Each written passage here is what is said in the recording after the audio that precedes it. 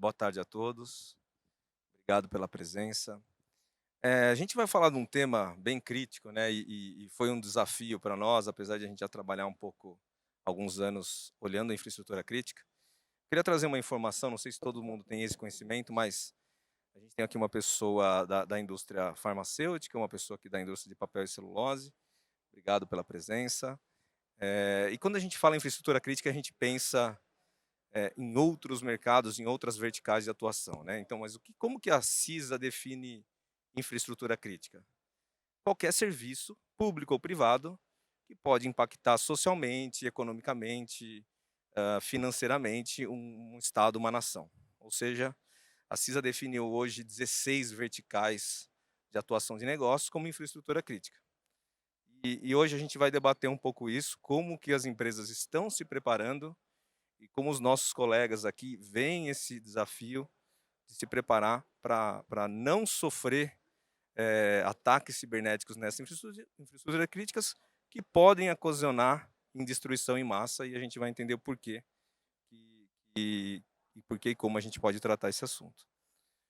Aproveitando, eu gostaria de perguntar para a Tatiane, eh, como que ela vê, com base até em alguns recentes acontecimentos, né, para quem aqui acompanhou Colonial Pipeline nos Estados Unidos, acompanhou o caso da JBS também nos Estados Unidos, que impactou praticamente um quinto da produção de carne no mercado norte-americano. Como que ela vê esses cyberataques? Como que ela vê, uma indústria como a Suzano, que é uma indústria de papel e celulose, pode ser impactada caso ocorra algo parecido ou similar, ou qual pode ser o impacto para a sociedade, caso ocorra isso numa indústria como a da Suzano. Eu não sei se todo mundo conhece aqui um pouquinho da Suzano, mas acho que é bacana a gente trazer isso. A Suzano é uma das maiores, se não a maior, fábrica de papel e celulose no mundo, e ela chega a impactar 2 bilhões de pessoas no mundo todo, em torno de 100, países, né. Então quando a gente fala desse mercado, a gente expande isso além do Brasil, a gente tem clientes na China, nos Estados Unidos, na Europa como um todo, a gente olha para o papel e celulose puramente e a gente não consegue dimensionar o impacto que isso pode dar, né. Mas olhando para os nossos principais clientes, a gente não é só o fim, muitas vezes, do material que eles vendem, né, mas o meio de se construir todo o material do que eles acabam produzindo e vendendo diretamente para as pessoas. Então, acho que eu não preciso falar de números, mas quando a gente fala de 2 bilhões de pessoas e 100 países, parar a Suzano, por causa de um ataque cibernético, ele acaba impactando muitos países, economicamente falando até, né. Então a gente tem principais clientes no Brasil e no mundo como um todo, que tem muito essa preocupação em relação como a segurança da Suzano está preparada, como a resiliência de segurança da Suzano está preparada para esse tipo de ataque, né. Então a Suzano está preocupada com isso, a gente entende o nosso papel dentro do mercado, a gente entende o nosso posicionamento, e a gente tem feito um trabalho muito sério, muito forte em relação a isso, porque a gente sabe que talvez diretamente como pessoa física, a gente pode não perceber o papel da Suzano dentro do nosso dia a dia, né. Mas a gente impacta sim muitas pessoas no mundo como um todo, e é uma preocupação muito forte dentro da Suzano, né. Então, quando a gente fala de infraestrutura crítica, a Suzano, por exemplo, ela tem 10 indústrias no Brasil como um todo e algumas na Europa, né. Então, quando a gente olha para as nossas fábricas, a Suzano, não sei se todo mundo sabe, mas a Suzano é uma empresa centenária. Então, a nossa primeira empresa, a nossa primeira fábrica tem quase 100 anos. Como que você fala de segurança numa empresa dessa que está rodando sem parar por 100 anos?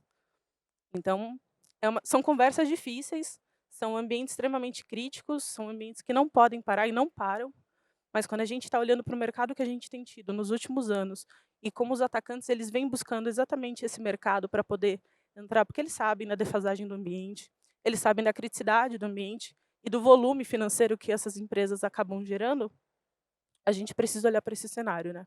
Então dentro da Suzano, quando a gente olha para esse cenário e vê todo esse impacto das nossas indústrias, tem um baita desafio, quando a gente fala da infraestrutura crítica, né. Tem toda essa questão, não só economicamente falando, mas e financeiramente falando da Suzano, mas tem a questão do safety mesmo da própria empresa, né. Dentro do processo de celulose e papel, a gente tem pessoas trabalhando dentro da fábrica.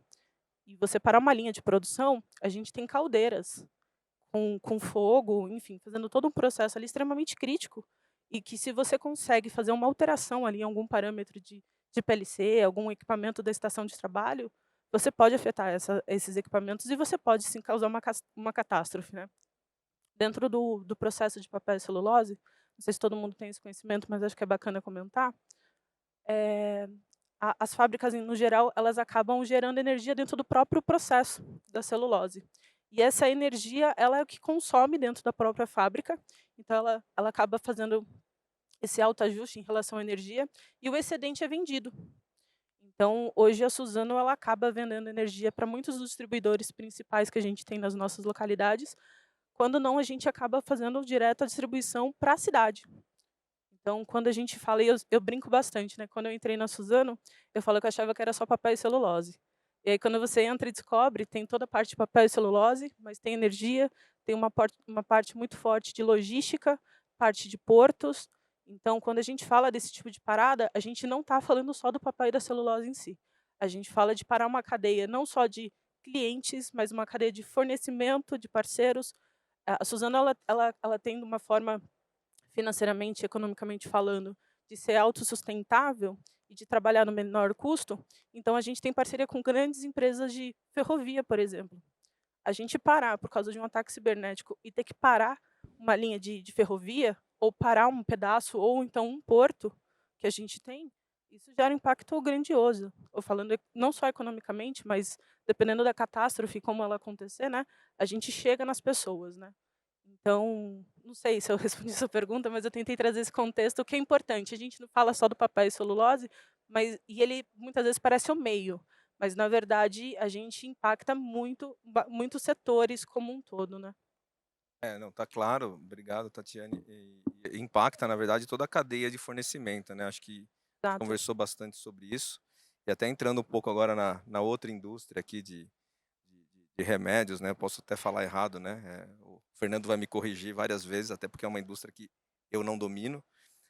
Ele vai contar um pouco até e olhando papel e celulose, a gente estava conversando antes, eu conversei com alguns colegas, durante, né, a pandemia, o aumento de utilização de papel e celulose ocorreu, até por causa de receitas, por incrível que pareça, apesar de estar tudo online, né. A falta do papel higiênico que a gente A viu falta acontecer, né. isso, nós vimos nos Estados Unidos todo mundo correndo para papel higiênico, mas também papel para fazer embalagens de remédio, a gente sabe que é uma cadeia que impacta tudo. Fernando, gostaria de ouvir um pouco de você aí, um pouco da sua experiência em relação a isso, como que a Eurofarma tem se preparado para que não ocorra, um incidente e que isso não afete a população e como um todo? Não, legal. Primeiro eu quero dar uma visão geral da indústria, né. Pra quem não conhece a Eurofarma é uma produtora de medicamentos, né. É uma indústria de manufatura, então a gente transforma, né, matéria-prima em produto acabado, em remédio, né. A gente está lá na ponta da cadeia, na ponta inicial da cadeia, né, então a cadeia de saúde o ecossistema ele é grande, né, até chegar um remédio na mão do paciente, né, passa, pelo distribuidor, passa pela indústria do varejo, né, na farmácia, mas a gente sabe que, quando a gente fala de produção de medicamentos, a gente está falando de uma infraestrutura crítica, né. Acabamos de atravessar uma pandemia, né, a Eurofarma, ela produz muitos medicamentos de outras companhias farmacêuticas. Para vocês terem uma ideia, falar a gente produz a vacina da Pfizer dentro da Eurofarma. Então, se eu tiver um ataque hoje na nossa infraestrutura, a gente fica sem entregar a vacina, né. Então, pra você ter uma ideia do nível de criticidade. A gente, durante o período do Covid, a gente fabricava o kit Covid, né, com vários anti-inflamatórios, antibióticos, né. A gente atravessou uma crise de falta de insumos para produzir, né, então um incidente cibernético dentro de um contexto onde você tem falta de medicamentos, né, você tem uma crise de insumos e você tem uma pandemia acontecendo ao mesmo tempo, é catástrofe. Então a gente está falando de ataques que podem resultar não só em impacto econômico, né, ou na nosso mundo, né, cair o servidor ou o sistema ficar indisponível, mas a gente está falando de acidentes, de perda de vidas, né. Então, por isso que quando a gente fala de armas de destruição em massa, é a pura realidade, porque acaba sendo um alvo estratégico, né, a indústria como um todo, e aí você citou várias indústrias, né, eu nem sabia quantificar aí a quantidade de indústrias críticas, né?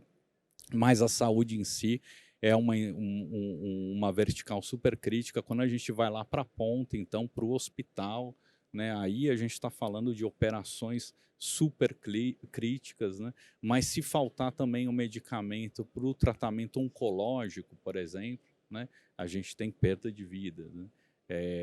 Vários outros medicamentos controlados, né? E hoje a gente está falando de uma infraestrutura hiperconectada, né? Então, quando você falou, olha, como a gente evita ataques, né? Eu acho que a gente não tem muito como evitar. A gente vai ter que trabalhar muito na resiliência, na mitigação, né? Em como que a gente detecta rapidamente, como que a gente responde. O ambiente industrial ele tem características muito diferentes, né, do ambiente de TI tradicional. A Tati estava falando de uma indústria de 100 anos, a gente tem máquina operando há 30, 40 anos, né, máquinas boas que produzem alta performance, né, de altos volumes, né, de manufatura de medicamento. Eu não consigo parar. No nosso caso, a gente ainda é inspecionado e validado pela Anvisa. Então, se eu parar, eu preciso chamar a Anvisa e qualquer contaminação, a mínima que for, né, eu tenho a fábrica interditada. Então, assim, dentro desse contexto, ainda você pensar que você ainda precisa desse nível de proteção, né, contra ataque cibernético, a gente vinha falando um pouco no bastidor, que é um desafio para a gente agora comunicar, né, estabelecer essa ponte com as áreas de engenharia, né. Vamos falar um pouquinho mais sobre isso, né, do como a gente protege, mas acho que eu dei uma visão geral, vamos pingando. Claro, Fernando, acho que é legal isso que você colocou, é trazer essa preocupação para o board da empresa, né. O board da empresa a gente sabe que a principal preocupação e historicamente é o volume de vendas, né, o objetivo é vender, né, todo negócio existe para vender e para crescer e para dar retorno aos acionistas, independente se são empresas privadas ou empresas públicas, os investidores querem um retorno financeiro. Mas a gente tem que entender como levar essa mensagem para o board, né. Então eu gostaria de entender com vocês, eu imagino que existe uma dificuldade, está sendo cada dia que passa mais fácil, né, a gente tem tido outros interlocutores, mas como que vocês veem a receptividade do board das empresas em discutir esse tema e como vocês veem o apoio governamental, já que a gente está falando em algo que vai afetar a nação como um todo, né. Não sei se vocês gostariam, Tati, se você quiser começar, Fernanda, fique à vontade. Acho que quando a gente leva para o board da empresa, a gente precisa falar na língua deles, né. E eles entendem riscos de negócio. E quando a gente fala de segurança, a segurança ela é um risco de negócio. Hoje a gente pode, com ataque cibernético, parar o negócio. Então, quando a gente começa essa conversa com o nível do board, conselheiros e todo o nível executivo da companhia, trazendo o risco de segurança como um risco do negócio, ele é muito mais bem aceito. Então não adianta a gente falar de vulnerabilidade, não adianta a gente falar ransomware, não adianta a gente falar que ele vai entrar para um ambiente obsoleto. A gente tem que falar do problema do negócio. E eu gosto muito da transparência do problema, né. Quando a gente leva para essas pessoas que têm o poder de tomar decisão e de mudar a estratégia das empresas, elas precisam ter insumo necessário para conseguir fazer isso. Então quando a gente esconde esse tipo de problema, a gente não está resolvendo nada. Então quando a gente traz e conecta isso com risco de negócio, eu costumo falar e eu falo eu converso isso com várias pessoas no mercado, nenhum executivo, quando ele possui informação suficiente sobre aquele risco do negócio, ele vai aceitar aquele risco. Dificilmente eles aceitam. Então a gente precisa trazer essa clareza e essa transparência sobre os problemas, sobre o risco do negócio, sobre a possibilidade daquele negócio deixar de existir, porque isso acontece. O negócio ele pode deixar de existir dependendo da magnitude de um ataque. Então, é super importante a gente levar isso para eles nos ajudarem. E eu tenho observado isso nos conselhos que eu acabo participando, trazendo esse tema, de que eles estão preocupados, né. Se você pegar pesquisas, você vê ataque de ransomware acontecendo a cada 14 segundos. Então, assim, a gente vive o tempo todo sobre ameaça e sobre ataques, né, em qualquer tipo de indústria, em qualquer tipo de empresa. Então é super importante a gente levar esse tema e sempre trazer esse tema como uma prioridade. E eu tenho visto que isso tem acontecido. Quando a gente fala do governo, Eu acho que o governo ele ainda está trabalhando para buscar informações sobre isso, né. Eu posso falar um pouquinho, por exemplo, eu comentei com vocês da questão do porto e da questão da energia. Hoje a ANS e a ANEEL, ela tem 2 regulamentações pesadíssimas sobre cibersegurança, que se eu não me engano a ANEEL entrou agora em junho e a ANS vai entrar agora em janeiro. E eu quando você olha, não sei se vocês tiveram a oportunidade de dar uma olhada no descritivo dessas 2 regulamentações, é construir segurança do zero dentro das empresas. É você tentar aplicar o Zero Trust dentro de um PLC. E como que você faz isso? Né, você não consegue fazer isso se você não tiver o board com você, se você não tiver os diretores da industrial com você te apoiando para fazer esse trabalho, né. Então acredito que o governo e a questões de regulamentações, elas ainda têm um trabalho a ser feito, acho que elas estão trabalhando em cima disso, né. A gente viu por muitos anos a questão financeira muito forte, né, o mercado financeiro sempre muito preocupado com isso.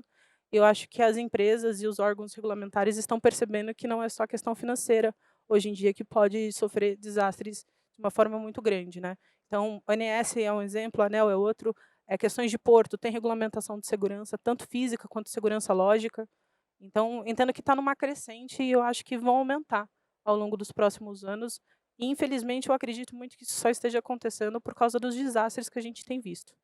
Então tem aquela coisa da gente aprender sofrendo algumas coisas, eu acho que algumas coisas estão acontecendo assim, mas elas são importantes para serem priorizadas dentro da companhia como um todo também. Não sei, Fernando, o que você quer comentar? Eu percebo que também existe um movimento forte de organizar, né, os setores, principalmente o de energia, que parece que está um pouco mais na frente, né, mas acaba sendo o setor mais crítico aí, né, das infraestruturas críticas. É um assunto que passa por um interesse da defesa nacional, né, passa muito pela esfera pública também estadual, né, até chegar no setor privado, né. E aí o setor privado, quando chega no setor privado, cada indústria tem a sua característica, tem o seu poder de investimento e tem a sua criticidade, né. Mas eu acho que falta bastante ainda a gente avançar na coordenação, né, dessas 16 indústrias, né, que a gente tem. Alguns setores um pouco mais na frente, né, ela falou da ANEEL, né, a gente olha também o lado no setor de saúde, a gente tem a Anvisa, né, que produz também normativas, né, muito mais voltadas para a qualidade, né, então um impacto na infraestrutura crítica que poderia comprometer a qualidade do medicamento que vai chegar ali para o paciente, né, mas eu acho que ainda tem um longo caminho, né, principalmente porque quando a gente fala de OT, né, a gente olha há 10 anos atrás, aquela válvula, né, manual, né, que ainda o operador tem que ir lá e abrir manualmente, hoje, num equipamento mais atualizado, aquela válvula está no celular do operador. Então, o ambiente que era OT, na realidade, hoje está virando tudo cyber, né? Então, está caindo no nosso colo, né, Tati? Então, assim, nesse ponto, eu acho que precisa de uma integração, né, até do ponto de vista normativo, para a gente entender esse problema de uma forma mais holística. Legal, Fernando, assim, até trazendo o que vocês comentaram, né, e o ponto que eu comentei no começo, a CISA, né, nos Estados Unidos define 16 áreas de infraestrutura crítica. Aqui no Brasil, a gente teve 4, 5 normativas para verticais específicas, mas não para todos, né. Não sei se todo mundo sabe, mas a CISA considera TI como infraestrutura crítica, né, então, ou seja, tudo virou infraestrutura crítica, né. Eu acho que a gente pode trazer como lição, e eu gostaria de entender o que que vocês acham, a nossa experiência em segurança, né, em segurança, e trazer, essas normativas e essas regulamentações de verticais que já estejam mais avançadas para as outras verticais, né. Não só pensando no negócio, que é claro, né, quem paga nosso salário todos os dias, né, mas também pensando na sociedade como um todo, né. Nós estamos aqui num evento de segurança, mas a gente volta para casa à noite, vê nossas famílias, nossos filhos, nossas mães, nossos companheiros, e a gente tem que pensar de uma forma maior, e eu acho que a gente pode contribuir, né. Então queria ouvir um pouco de vocês, o que vocês acham, como vocês acham que a gente pode contribuir, se unir para escrever algumas normativas, usar as melhores práticas, né, e aproveitar esse conhecimento e disseminar esse conhecimento com os boards, para trazer isso não só com uma visão de risco de negócio, mas com um risco para a sociedade, né. Acho extremamente importante, quando a gente fala do ambiente industrial, a gente acaba seguindo muito a ISA 62443, para trazer toda essa questão de como implementar a segurança dentro do ambiente industrial.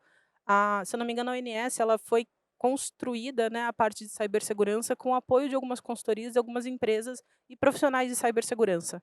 Então acho que o governo e todas essas questões de regulamentações, elas precisam de apoio mais do que criar, como criar e criar de uma forma assertiva, né, para que a gente consiga de fato implementar o que eles estão falando, né, porque não adianta você escrever muita coisa e você não conseguir implementar dentro de um cenário tão complexo quanto a indústria é, né. Mas eu tenho visto, eu tenho buscado inclusive núcleos de empresas para poder falar sobre o tema, para poder discutir sobre o tema. Eu vi muito dessa questão da energia, das empresas de energia se unindo para poder falar sobre essas questões, mas igual o Fernando comentou, são pouquíssimas ainda que estão acontecendo de regulamentação, né.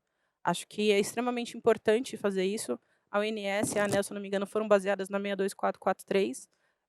Eu acredito que ali é um bom norte para a gente começar a falar de regulamentação e trazer todo esse contexto industrial, né, mas eles precisam de apoio de pessoas com experiência no ambiente industrial e com conhecimento em cibersegurança para trazer essa aplicabilidade dentro desse ambiente, né.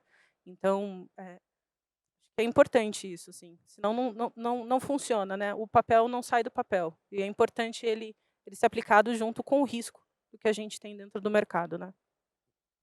Sem dúvida. E o papel do setor privado, né, é ajudar a pautar a regulamentação também, né. Então, se é mais difícil a gente avançar, né, na ponta ali do compliance, né, das normativas, né, cabe a gente montar os nossos fóruns, se unir, trocar experiências, né, o pessoal do setor elétrico, o pessoal do setor financeiro, né, sentar na mesa, a gente trocar essas informações, né, e estar cada vez mais unidos, né, em prol desse propósito, né, que é de ter uma sociedade mais segura, mais resiliente. Você citou as famílias. Ontem teve um problema aqui no metrô de São Paulo, parou praticamente metade da cidade, né? Então a gente está falando também de uma infraestrutura crítica que daqui 5 anos vai estar tudo conectado, né? Agora 5G chegando, né?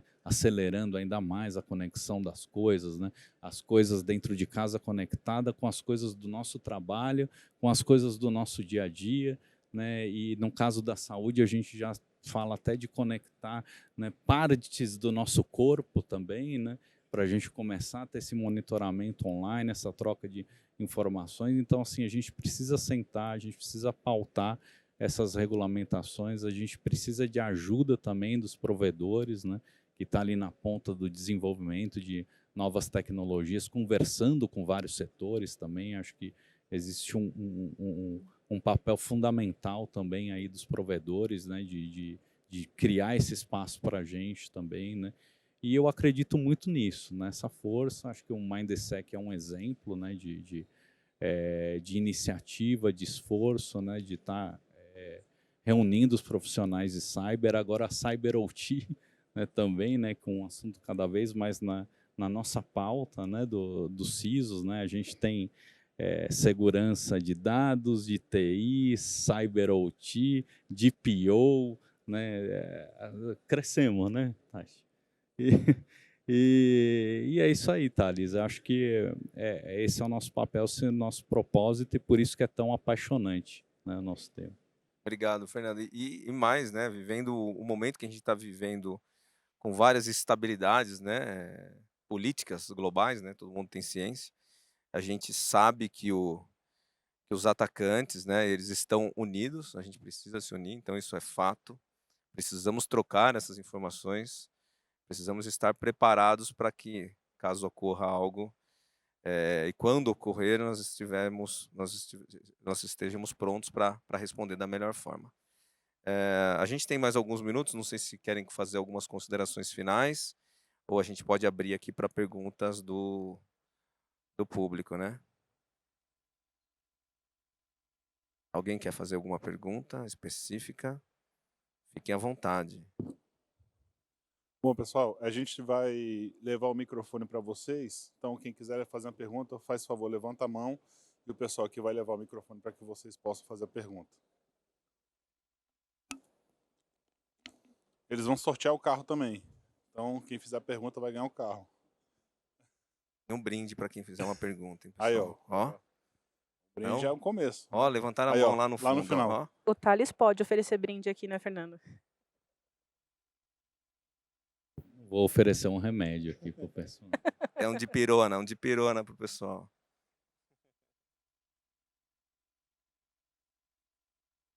Olá, boa tarde. Eu gostaria de saber um pouco mais sobre como que esse cyberataque atinge em massa, como que isso vai se tornar uma arma de destruição em massa, propriamente falando. Bom, arma de destruição em massa é um nome, né, pesado mesmo, chamativo, né? Mas eu posso dar o exemplo da indústria de saúde. A gente acabou de passar por uma pandemia, né? Então você imagina no alto de uma pandemia você ficar sem os remédios essenciais, né? Como a própria dipirona, o paracetamol, os anti-inflamatórios, né? Antibióticos, e sem a própria vacina, né? Então, a gente está falando de uma arma de destruição em massa. Quando a gente fala de um ataque para o setor elétrico, né? Praticamente você vai parar tudo, né? Toda a sociedade para. Separar o setor financeiro, o setor de transportes agora. Eu aprendi bastante com o setor de papel e celulose. Pode ser que o hospital não tenha capacidade de te atender, né? Sem esse setor operante, né? Então, é uma cadeia toda interligada hoje, né? E que se você tem uma ruptura, né, nessa cadeia, você pode provocar efeitos que a gente nem sabe, né? A gente teve agora o problema na China, né, que é a falta de container. A gente está sem insumo até agora, tem medicamento faltando por causa disso. Então, esses ataques em destruição em massa, acho que é muito mais nesse sentido, né, de você parar infraestruturas essenciais. E afetar de uma forma de cadeia, né? A gente discutiu previamente um caso que ocorreu há pouco tempo num laboratório farmacêutico aqui. A gente tem colegas que estão aqui, que trabalham lá, eles trabalharam lá, e a gente não tinha ideia de que, por exemplo, nesse laboratório farmacêutico de análises clínicas, né, durante o problema que ocorreu, pessoas que estavam fazendo exame estavam discutindo com os atendentes do laboratório. Como assim? Não vou fazer exame, o sistema está fora, etc. A gente está dando um exemplo pequeno, é óbvio que é uma rede grande, que atende grande parte do nosso negócio. Agora, imagina você ter um ataque cibernético, e a gente sabe que existem os controles de qualidade, existem várias formas de controle, mas que mude uma fórmula de um medicamento, né, que altere a forma de tratamento de resíduos químicos dentro de uma indústria e que ocasione em poluição do meio ambiente, por exemplo. Tudo é possível, né? Existem controles compensatórios, claro, né? A gente está aqui para isso, mas são casos que a gente tem que estar pensando todo dia e tem que estar levando esses riscos para o board. Se a gente observar o conflito da Rússia com a Ucrânia, a gente pode falar de uma guerra cibernética que ainda acontece. E quando a gente fala de destruição massiva, é exatamente isso que os atacantes estão procurando. Teve uma questão muito forte da questão de derrubar a internet, que teve a questão do Starlink ser disponibilizado na Ucrânia, teve a questão deles derrubarem televisões, e outras indústrias ali dentro. Então, quando a gente fala de destruição em massa, ele parece ser pesado, mas se você colocar isso de uma forma hoje no dia a dia, se a gente vê o que aconteceu no conflito da Rússia e da Ucrânia, foi uma tentativa de destruição em massa que aconteceu. E a gente vivenciou isso. Talvez a gente não tenha tanta visibilidade do que aconteceu, né? Mas você consegue observar que isso foi buscado pelos atacantes. Independente dos motivos que eles tiveram, eles buscaram por exatamente esse cenário. Independente da indústria, independente de quem eles estavam tentando atacar. A destruição em massa era o objetivo principal deles, né? Nós tivemos um caso nos Estados Unidos no ano passado, né, de uma indústria de energia, de gás natural, que sofreu um cyberataque durante o inverno. E as pessoas ficaram sem calefação na casa e resultou em óbitos mesmo, né? Sorte que ali restabeleceu rápido, né? Mas a gente vai passar por isso agora na Europa, né? A gente vai assistir isso. Você comentou isso comigo, Fernando. Eu conheço uma pessoa que mora nos Estados Unidos que me contou que estavam queimando cercas de madeira dentro da casa para garantir a sobrevivência durante o frio excessivo. Então, às vezes, a gente está acostumado aqui no Brasil, é abençoado, né, por ter um clima bem ameno, mas se a gente colocar isso em evidência, em grande escala, a gente está falando em armas de destruição em massa. Obrigado, pessoal. Queria agradecer aqui a Tatiana e o Fernando. Obrigado, Obrigada, prazer. Obrigado a pessoal. todos.